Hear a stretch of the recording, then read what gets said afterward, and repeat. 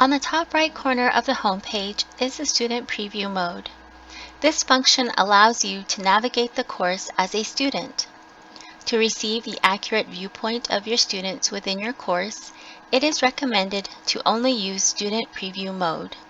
Once you enter Student Preview mode, there will be an orange banner at the top of the screen. This will read Student Preview mode is on. This will stay on your screen for the duration of you maneuvering through the course as the student. This will only apply to the course you're currently in. To exit the Student Preview, click on the Exit Preview button on the top right of the orange banner. Using Student Preview created a preview user in your course with all of your activity as that user.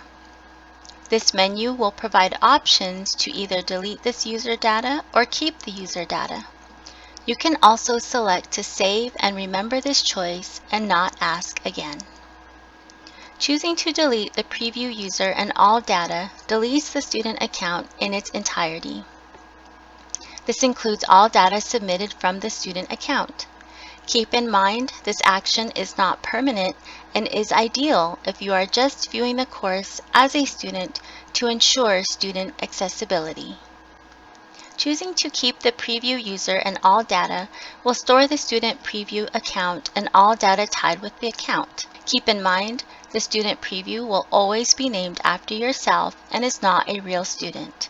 However, in Student Preview, you are able to submit to assignments as a student. This is ideal if you are testing grading an assignment or exam, as this preview student account will appear in your gradebook.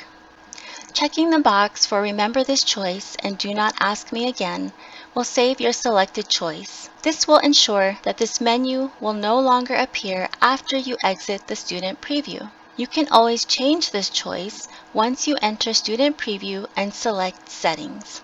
Student Preview is recommended to use to see what students see in your course at all times. Select Continue to fully exit the Student Preview.